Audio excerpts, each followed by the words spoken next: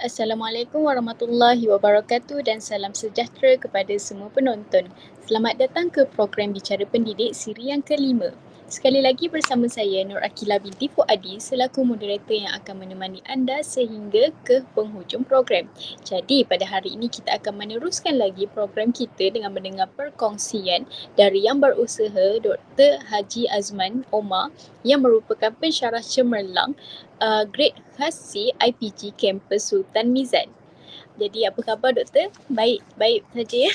Okey, terima kasih. Baik, Alhamdulillah. Okey. Jadi tajuk yang akan Dr. Azman bicarakan pada pagi ini sangatlah bertepatan dengan isu yang sedang kita alami sekarang lah, sebab sebagaimana yang kita maklum, kita sudah hampir 2 tahun ya doktor kita Ya, hidup dengan wabak COVID-19 betul. dan memang pelbagai rutin harian kita turut terjejas lah. Lebih-lebih lagi dalam aspek pendidikan. Jika sebelum ni kita terbiasa belajar bersemuka, pergi kuliah, tapi bila datangnya COVID, jadi semua terpaksa dilakukan secara atas talian serta-merta. Betul. Jadi persoalannya sekarang ya doktor, apakah cabaran yang warga pendidik dan warga pelajar jugalah mahasiswa yang mereka terpaksa hadapi sewaktu COVID-19 ini? Justru tanpa saya lengahkan masa lagi, saya akan mempersilakan yang berusaha Dr. Azman untuk berkongsi sedikit sebanyak input pada hari ini dengan tajuk beliau, Cabaran Pendidikan Norma Baharu. Okey, bismillahirrahmanirrahim. Assalamualaikum warahmatullahi wabarakatuh. Alhamdulillahirabbil alamin wassalatu wassalamu ala asyrafil anbiya'i wal mursalin wa ala alihi wasahbihi ajmain. Okey, terlebih dahulu terima kasih kepada moderator dan terima kasih juga kepada Fakulti Pengajian Islam Universiti Kebangsaan Malaysia untuk bekerjasama dengan IPG Kampus Sultan Mizan dalam menjayakan latihan amali industri ini.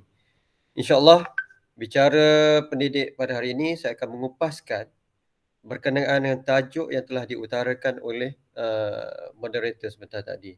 Okey, jadi sebelum kita perincikan tentang tajuk ini, kita cuba tengok dahulu rentetan kenapa tercetusnya pendidikan norma baharu ini. Okey, jadi kalau kita lihat, segala-galanya tentang COVID-19. Betul tak moderator? Betul sangat doktor. COVID-19 ni kalau kita dah recall balik, dia adalah misteri dan tragedi yang bermula di China. Okey, pada mulanya dia dianggapkan sebagai penyakit yang berasal pada Asia yang tidak berbahaya. Tetapi akhirnya dia telah melumpuhkan seluruh dunia ni.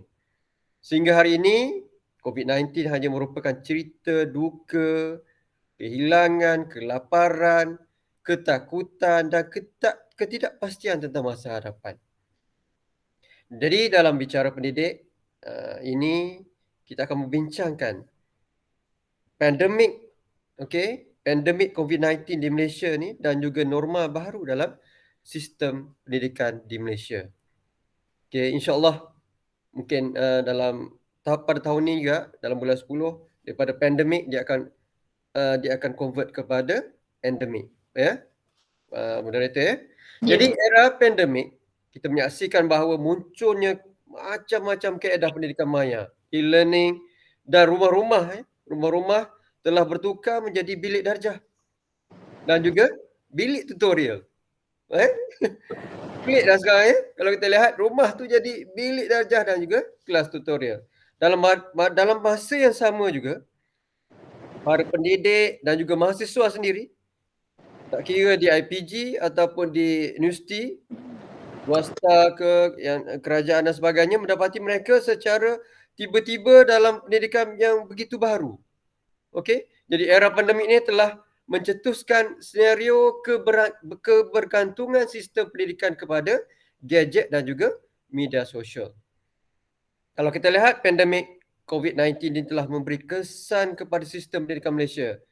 Berikutan itulah penularan wabak ini yang begitu pantas ni, Kementerian Pendidikan Malaysia, KPM dan juga KPT, Kementerian Pengajian Tinggi telah mengambil keputusan untuk menutup sekolah dan juga pusat pengajian di negara ini. Jadi keputusan drastik ini memberikan kesan yang besar memandangkan jumlah. Kalau kita lihat jumlah murid dalam pelbagai peringkat pendidikan adalah sangat tinggi. Okey, Kalau kita lihat enroll pelajar di peringkat prasekolah dalam dekat 200,000 lebih, di peringkat sekolah rendah dalam 2.7 juta, sekolah menengah lebih kurang 2 juta, manakala jumlah keseluruhannya adalah melibatkan 5 juta pelajar. Jadi apabila kerajaan mengambil keputusan itu melaksanakan sekatan pergerakan, seluruh sekolah di Malaysia telah ditutup, murid-murid akan meneruskan pembelajaran secara PDPR. Kalau dulu PDP face to face. Sekarang ni PDPR, di rumah kan. Jadi pembelajaran di rumah. Jadi langkah ni adalah untuk memastikan murid serta mahasiswa tidak ketinggalan dalam mengikuti pembelajaran.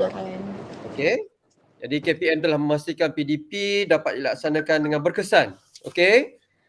Dengan berkesan, dan kementerian juga telah menyediakan manual pengajaran semuanya. Telah menyediakan manual pengajaran, ada versi 1, versi 2 yang sesuai dengan tuntutan norma baharu akibat daripada COVID-19 ni. Okey. Yang ni kita boleh lihat dalam manual pengajaran PDP yang dikeluarkan oleh Kementerian Pelajaran. Jadi norma baru ni telah membuka ruang pembelajaran kaedah virtual learning ataupun dikenali sebagai pembelajaran maya. Jadi senario ini telah memberikan perubahan yang besar terhadap platform digital secara meluas. Yang ini menurut Fairuz Jaafar 2020. Banyak kajian-kajian yang sebelum ni yang melibatkan PDP ni dilakukan pada tahun lepas 2020. Okey. Jadi penggunaan platform ni merupakan pilihan terbaik kepada alternatif kepada PDP yang berbentuk fizikal yang terpaksa kita tinggalkan. Yang sebagai alternatif kepada PDP ni, PDPR Jadi guru-guru telah beralih. Sekarang ni kalau kita lihat, guru-guru ni telah beralih menggunakan alat-alat peranti sebagai medium utama. Kalau dulu kalau kita lihat, papan hitam kan kita lihat kan. Sekarang ni semuanya macam kita sekarang ni kan. Kita secara online kan, kita secara online. Okey, hal ini sama juga dengan universiti. Seluruh universiti. Okey, jadi yang melibatkan pengajian menggunakan PDP secara online ni, semuanya kita akan lihat melalui handphone, kan, gadget-gadget yang kita ada sekarang ni. Okey, jadi kalau kita lihat sekarang ni, berikutan itulah kalau kita lihat pembelajaran ni, PDP kita, banyak platform-platform yang ada yang tercetus akibat daripada COVID ni. Okey, COVID-19. Sepertinya platform yang selalu kita guna, Google Meet kan? Okey, yang kita buat sekarang ni Google Meet, Zoom, Microsoft Teams, Skype, dan banyak lagi platform bersemuka yang capaian tinggi. Manakala yang kalau kita nak guna capaian yang sederhana, kita gunakan YouTube ataupun Kahoot. Jadi kuliah-kuliah dan tutorial ni kita gunakan platform-platform maya macam ni. Okey, namun yang ni kita akan lihat. Kita akan lihat cabaran dia. Kita dah lihat kan platform-platform yang kita guna dan sebagainya. Jadi kita nak tengok. Namun pembelajaran atas talian ni juga ada kekangan dia dan cabaran yang dihadapi oleh murid serta mahasiswa. Okey. Kalau kita lihat apa pembaharuan akan berhadapan dengan masalah apalagi segala perkara yang baru yang muncul dengan tiba-tiba. Kita tak tahu kan, muncul dengan tiba-tiba. Jadi kita kena muhasabah. Mungkin Allah Subhanahu Taala nak beri kita berubah kepada era yang baru, insya-Allah kan. Okey, pada peringkat awal pandemik, sewaktu sekolah-sekolah belum ditutup, kehadiran murid-murid sangat merosot. Okey, pada awal peringkat pandemik. Ini kerana apa? Kita lihat ibu bapa enggan menghantar anak-anak ke sekolah. Kerana apa? Kerana bimbang jangkitan COVID-19. Okey. Kan mula-mula kan kita takut kan nak hantar. Kita sendiri pun takut, betul tak moderator? Betul. Sendiri pun takut mula-mula. Apabila dah divaksin tu, beres lah kan. Andaian dia, tapi still kita guna kita ikut SOP juga. Okey, pakai mask dan sebagainya. Jadi peratus ketidakhadiran yang tinggi ini telah mendatangkan kebimbangan kepada pihak KPM. Kerana apa? Kerana kemungkinan murid-murid akan menghadapi masalah keciciran dalam pelajaran. Ini dilihat dalam kajian oleh Faris Daniel Razi 2020 dalam kajiannya. Okey, menunjukkan bahawa ramai pelajar yang tak hadir ke sekolah. Jadi selain itu, cuti yang panjang hampir dekat 2 tahun kan, sejak Mac 2020 telah menyebabkan murid-murid kehilangan momentum. Kalau kita sebut momentum kalau dalam fizik ni berlanggar kan. Momentum tu dia punya terujaan dia untuk belajar tu. Jadi mereka tidak dapat memberikan tumpuan kepada kelas atas talian. Sebab apa? Pertama adalah cabaran yang pertama adalah faktor persekitaran di rumah. Faktor tu adalah sangat penting untuk menghasilkan suasana PDP yang kondusif. Faktor persekitaran di rumah, tidak ada pemantauan oleh guru-guru dan juga masalah logistik. Keadaan ini akan mewujudkan kumpulan yang satu kajian yang dilakukan oleh Profesor Mahathir, Dr. Rohani, di UUM menyatakan bahawa keadaan ini akan menyebabkan mewujudkan kumpulan yang lost generation. Lost generation dalam kalangan murid-murid. Jadi kita tak dapat dinafikan suasana norma baharu. PDP ni sangat bergantung kepada pertama adalah yang kita lihat tadi, keadaan persekitaran, dan yang kedua adalah keampuhan jaringan internet. Keampuhan jaringan internet. Biasalah kan kalau kita lihat kalau kita tengah mengajar kan, contohnya saya tengah mengajar, macam bunyi kita cakap seorang je, ibarat kita cakap seorang kan. Because apa? Because of keampuhan dia untuk jaringan internet tu. Kalau dah ramai masuk, contohnya dalam satu tempat tu, makin lama dia makin slow dia punya line. Jadi faktor ini, jadi faktor ini merupakan kunci kepada pencapaian sistem pendidikan maya. Yang tu yang pertama, keampuhan jaringan internet. Nanti kita sebut apakah yang dilakukan oleh pihak kerajaan. Lepas ni kita akan go through. Kita tengok cabaran-cabaran dulu. Jadi faktor ni, jadi namun demikian dalam keadaan secara tiba-tiba sistem pendidikan Malaysia telah berubah bergantung sepenuhnya kepada kaedah virtual tanpa persediaan secukup. Jadi oleh yang demikian masalah gangguan internet, capaian internet telah berlaku di banyak kawasan, especially di kawasan pendalaman kan. Ya? Kalau di kawasan bandar ni kot. Laju je semacam kan. Sebab itulah moderator berada di kampus. Kalau kampus kan, kalau di rumah slow kan. Jadi kajian telah dilakukan oleh Universiti Malaysia Pahang menyatakan bahawa selain itu masalah kelajuan internet di kawasan kediaman masing-masing, terutamanya mereka tinggal di luar bandar. Jadi ada yang terpaksa, kalau kita lihat sekarang ni, ada yang terpaksa pergi ke restoran yang mempunyai internet untuk mendapat capaian internet untuk PDP. Restoran, rumah jiran dan sebagainya. Jadi itu adalah merupakan cabaran dia. Kalau kat rumah tu ramai adik-beradik, lagilah kan. Walaupun banyak dia punya speed, dia punya kelajuan tinggi pun dah ramai guna buat online, itu akan menyebabkan line tu juga agak perlahan kan, moderator kan. Jadi yang kedua, cabaran yang kedua adalah keampuhan jaringan internet. Dan seterusnya, kalau kita lihat juga, pembelajaran dalam norma baharu juga telah mewujudkan jurang digital yang sangat ketara di Malaysia. Apabila apa dia? Kita lihat, kalau kita recall balik masa pandemik ni baru kita faham. Ramai ibu bapa yang golongan B40 dan sebagainya kan, kita boleh tengok dia punya jurang dia tu. Jadi apabila ramai ibu bapa tidak mempunyai gadget, kan ada dalam berita, kalau kita lihat dalam berita tu, satu gadget tu dikongsi oleh beberapa kan adik-beradik. Jadi faktor ni merupakan salah satu cabaran juga ya. Jadi ibu bapa tidak mampu menyediakan gadget terutamanya bagi mereka yang berpendapatan rendah. Okey, yang saya sebut tadilah. Dan mempunyai jumlah anak yang ramai yang masih bersekolah, yang B40 contohnya lah. Selain itu juga mereka tidak mampu untuk membeli, kalau dah tak beli gadget, membelinya tidak mampu nak beli data jalur lebar bagi membolehkan anak-anak belajar. Ya? Okey, betul moderator kan? Betul sangat. Betul Saya sangat. pun ada dengar jugalah pasal tu. Okey, selain daripada pelajar, kita lihat faktor yang tadi tu, pelajar dan sebagainya.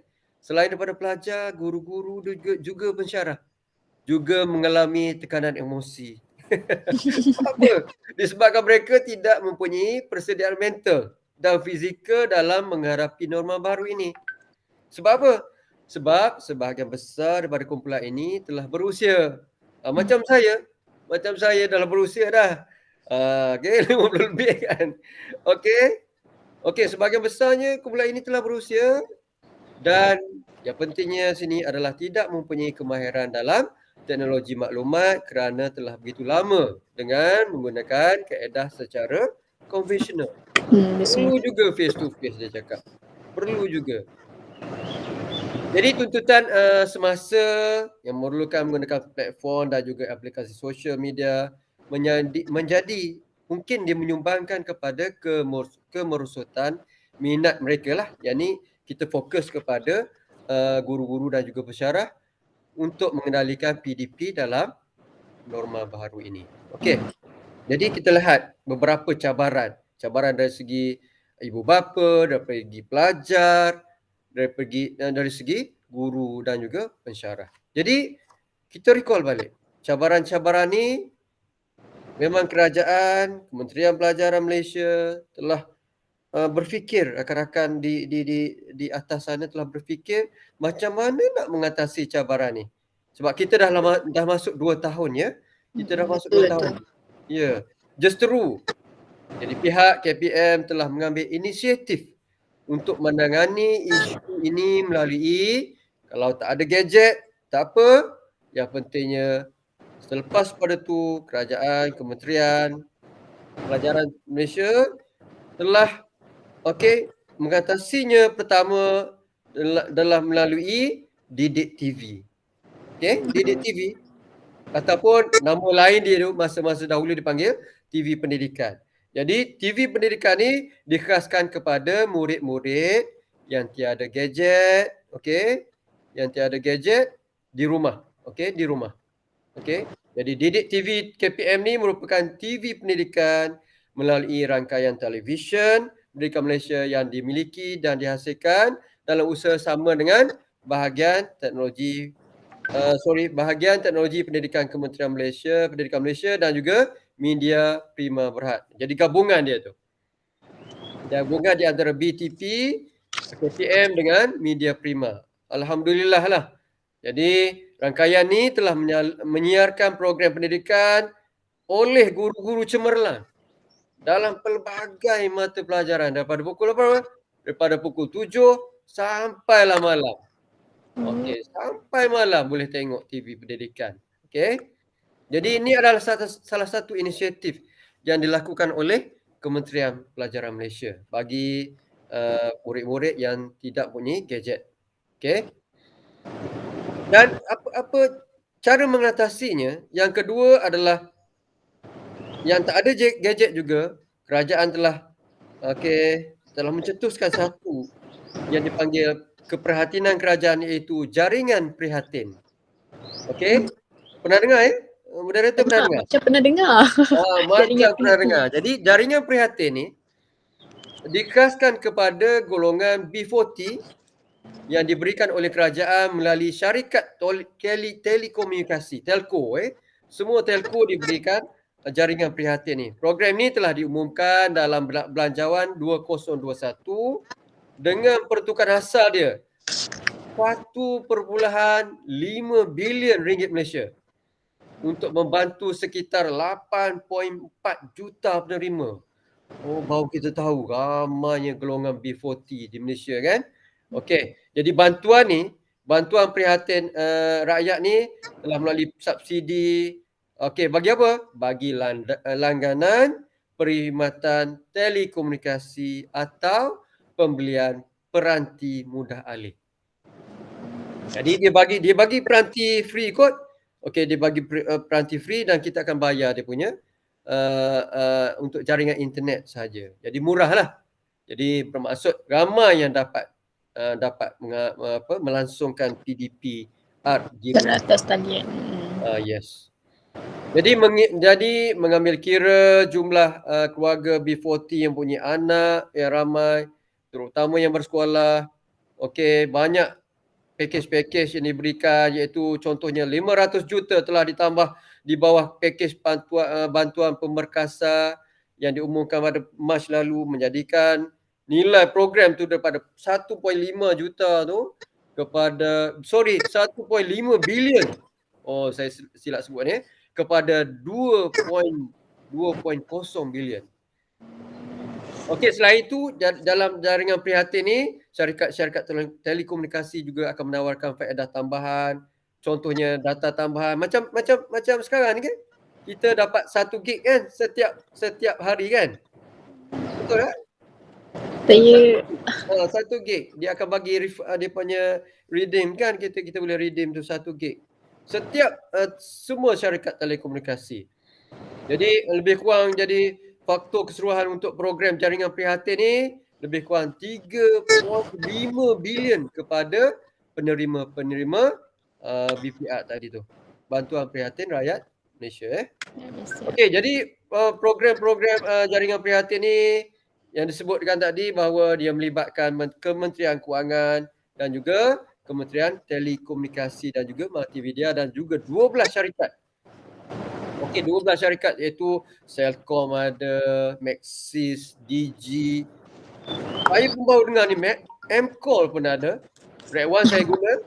Speak Out pun ada, TuneTalk, U-Mobile, Unify Mobile, macam-macam, Yes, Yodo dan sebagainya. Okey. Jadi kita akan dapatlah normalinya adalah golongan-golongan B40. Okey. Jadi macam manakah kerajaan nak meningkatkan keampuhan jaringan internet? Baru ni kan Perdana Menteri telah telah membentangkan satu kertas kerja untuk menaik taraf sebahagian daripada jaringan internet di Malaysia. Pernah dengar tentang jendela? Jendela belum. Jendela adalah merupakan pelan jalinan digital negara, iaitu fasa yang pertama telah dibuat, okey, yang mana telah dirangka untuk memberikan liputan yang meluas. Jadi jendela ni adalah sangat penting ya, pelan jalinan digital negara. Jadi kalau kita lihat dalam pelan ni banyak dia kita dapat dia nak menaik taraf jaringan internet di seluruh, tak kira di bandar ataupun normalinya banyak adalah di luar bandar. Kalau kita lihat juga kerajaan juga telah banyak membuat pusat-pusat internet community ataupun PIK dan banyak lagi inisiatif yang diberikan dalam pelan ni, iaitu jendela, iaitu pelan jalinan digital. Okay, insya-Allah kita akan teruskan kepada dulu di 3G kepada 4G dan untuk pelan digital jalinan digital negara ni kita akan fokus kepada 5G yang mana data kita nak download ke upload dan sebagainya lagi cepat dan kita tak ada lag. Okey, maksudnya masa kita cakap ni automatik kan, tak ada sampai laju semacam, iaitu 5G. Dan untuk cikgu-cikgu pula, banyak kursus yang dianjurkan oleh KPM untuk menambah baik PDP guru ni. Jadi kursus banyak dianjurkan oleh KPM serta guru-guru cemerlang. Macam-macam kursus yang kita boleh berkongsi sekarang ni. Jadi cikgu-cikgu yang macam saya ni contohnya kan, banyak saya akan lihat macam mana nak buat Google Meet macam ni, nak buat guna Webex macam ni, nak guna Zoom macam ni, nak menginteraktifkan lagi kita punya PowerPoint, guna ClassPoint dan sebagainya. Jadi banyak kursus-kursus yang dianjurkan. Jadi emosi guru sekarang ni makin lama makin seronok mengajar gunakan platform Maya ni. Okey? Jadi kalau kita lihat cabaran-cabaran kita dah ada, cabaran-cabaran kita dah ada. Okey, dan juga cara mengatasi dia ada. Jadi sebagai rumusannya pandemik COVID-19 telah mengubah kehidupan masyarakat secara total. Jadi perubahan keseluruhan dalam sistem ekonomi, sosial telah mencetuskan fenomena yang tidak pernah dijangkakan untuk membentuk satu norma baru. Dalam aspek, jadi kita fokus kepada aspek pendidikan, COVID-19 ni secara radikal ya, telah mengubah arus perdana sistem pendidikan Malaysia daripada bentuk konvensional kepada atas talian. Jadi lanskap tu telah berubah. Lanskap tu memang telah berubah daripada bilik darjah di sekolah kepada bilik darjah di rumah. Okey. Jadi dengan kata lain, COVID-19 telah mencetuskan revolusi bukan sahaja di Malaysia, tapi di seluruh dunia, dan pandemik COVID-19 juga telah menjadi sinergi. Telah menjadi sinergi terhadap usaha-usaha untuk mewujudkan masyarakat digital di negara Malaysia. Jadi kemajuan teknologi dan perkembangan zaman membuatkan manusia harus bisa beradaptasi, termasuk dalam mendidik anak. Okey, saya sudahi dengan ada satu ungkapan daripada Ali bin Abi Talib yang menyatakan bahawa ajarilah anak-anakmu sesuai dengan zamanmu, kerana mereka hidup di zaman mereka, bukannya pada zamanmu. Sesungguhnya mereka yang dicipta untuk zamannya, sedangkan kalian dicipta untuk zaman kalian. Jadi saya sudahi, wabillahi taufiq wa hidayah. Wassalamualaikum warahmatullahi wabarakatuh. Waalaikumsalam warahmatullahi wabarakatuh. Jadi terima kasih kepada yang berusaha Dr. Azman atas perkongsian sebentar tadi. Jadi dapat juga saya simpulkan di sini bahawa munculnya COVID-19 ni merupakan boleh kata hikmah jugalah, sebab kalau betul. tak macam student dengan warga pendidik pun mungkin tak terdedah lah kepada pembelajaran secara atas talian. Betul. Okey, jadi kita akan berjumpa lagi pada minggu hadapan dalam bicara pendidik siri yang terakhir. Jadi terima kasih sekali lagi doktor kerana sudi meluangkan masa bersama saya pada pagi ini. Okey, terima Jadi kasih. kita sudahi dengan wabillahi taufiq wal hidayah. Wassalamualaikum warahmatullahi wabarakatuh. Waalaikumsalam warahmatullahi wabarakatuh.